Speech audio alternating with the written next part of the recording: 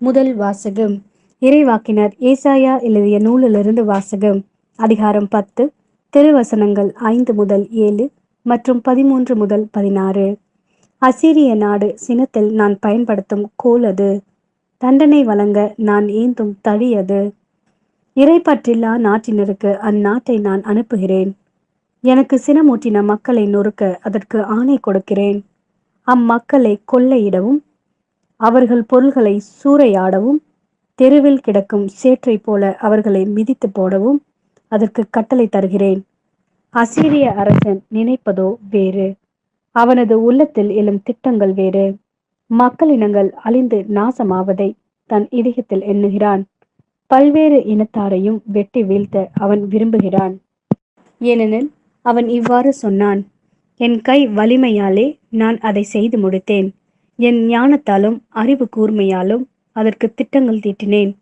மக்களினங்கள் தங்களிடையே வைத்துள்ள எல்லைகளை அகற்றினேன். அவர்களுடைய கருவூலங்களை சூறையாடினேன். அரியணையில் வீற்றிருந்தோரை ஒரு காலை மிதிப்பது போல் மிதித்து போட்டேன்.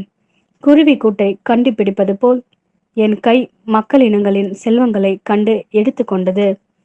புறக்கணித்த முட்டைகளை ஒருவன் பொறுக்கி எடுப்பது போல் நாடுகள் யாவற்றையும் ஒருங்கே சேர்த்து கொண்டேன்.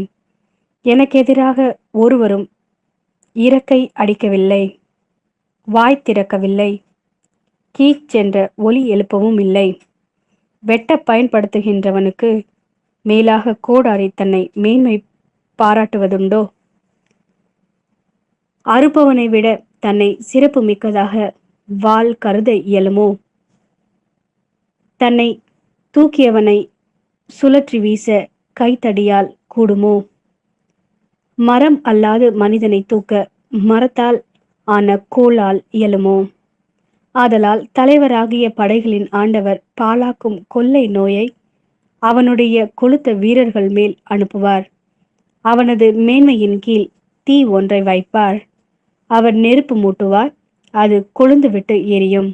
இது ஆண்டவரின் அருள்வாக்கு. இறைவா, உமக்கு நன்றி. மத்தேயு எழுதிய நற்செய்தி அதிகாரம் 11, திருவசனங்கள் 25 முதல் 27 வரை. அவ்வேளையில் இயேசு, தந்தையே, விண்ணுக்கும் மண்ணுக்கும் ஆண்டவரே, உம்மை போற்றுகிறேன்.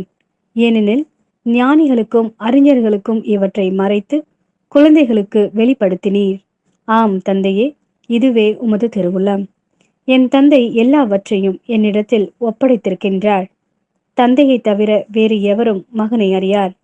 மகனும் அவர் யாருக்கு வெளிப்படுத்த வேண்டும் என்று விரும்புகிறாரோ அவருமன்றி வேறு எவரும் தந்தையை அறியார் என்று கூறினார்.